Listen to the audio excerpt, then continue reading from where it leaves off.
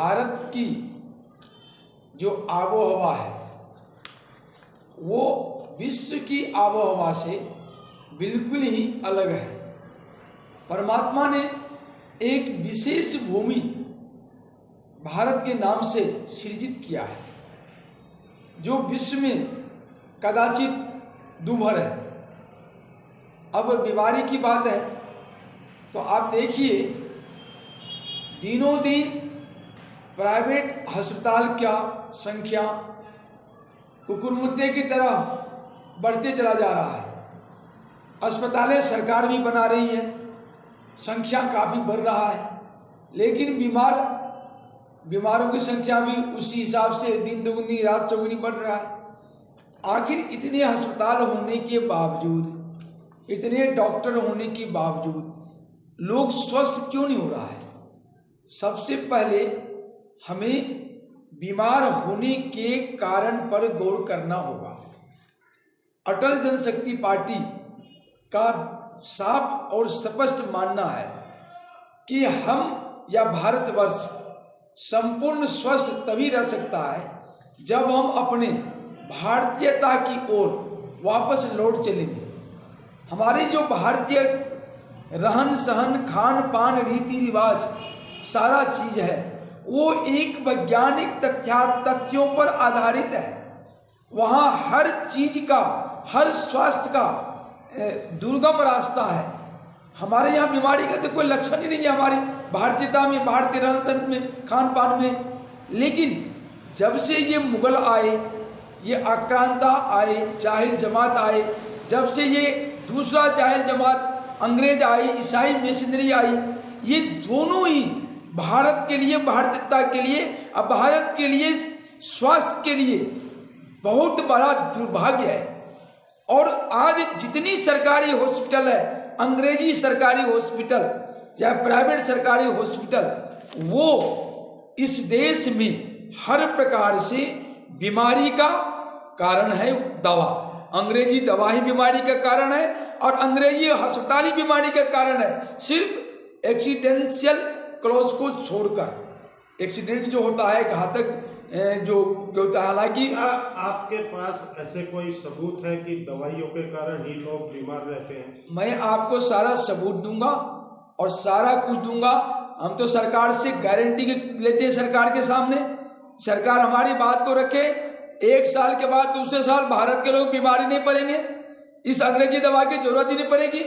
मैं सरकार के रिकॉर्ड की बात कह रहा हूं। भारत सरकार के रिकॉर्ड में 195 दवा जो हाथी कमेटी ने रिकमेंड किया था, जो अंग्रेजी 195 दवा ही यूज के लिए काबिल है। यहाँ तो 40-50 हजार दवा बिक रहा है। कैसे बिक रहा है? तो डॉक्टरों से सेटिंग करके बिक रहा है दरअसल में हमारे देश में। और तीसरा ये पेज भी ले लीजिए। अब मैं इसकी गहराई की ओर आपके अपनी पक्ष रखता हूं ऑन एविडेंस।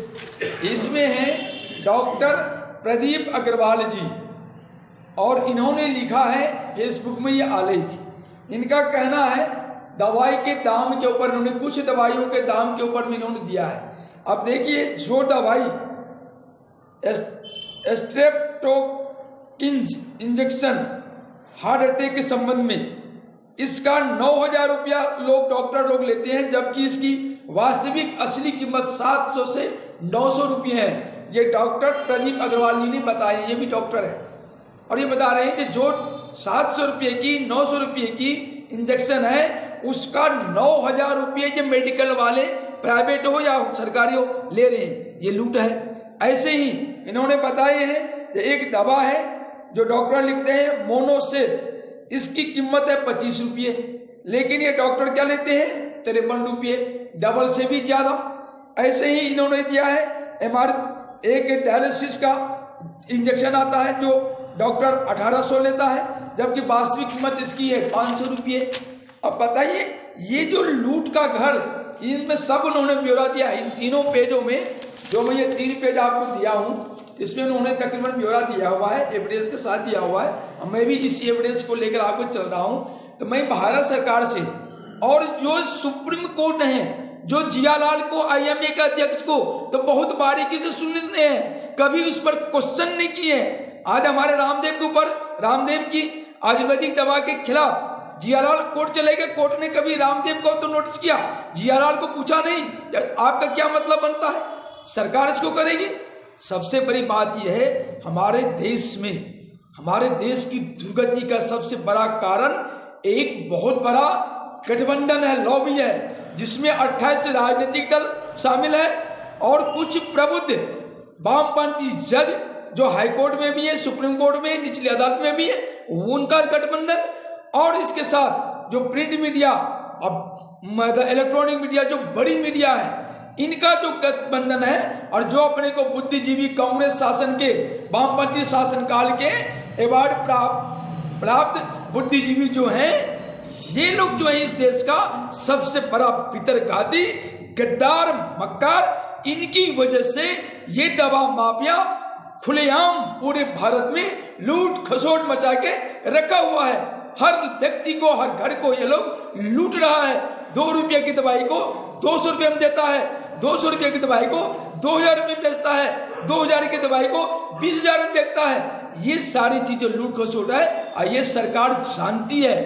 मैं आज के इस प्रेस विज्ञप्ति के माध्यम से अटल जनशक्ति पार्टी की ओर से सरकार, भारत सरकार से आग्रह करता हूं, राज्यों के सरकार से आग्रह करता हूं कि वो दवाओं का कीमत को निर्धारित करे, नियंत्रित करे, और डॉक्टर हाथी कमेटी का जो 195 दवा को ही उन्होंने वैलिड किया हुआ है, उस 195 दवा के बाद जितनी भी दवा मार्केट में है उसको 1 महीना 2 महीना के अंदर वापस करवा दे, विड्रॉ करवा दे, ताकि लोग बीमार नहीं पड़े। ये अंग्रेजी दवा के कारण लोग बीमार पड़ रहा है, लोगों की बीमारी का घर ही अंग्रेजी दवा है।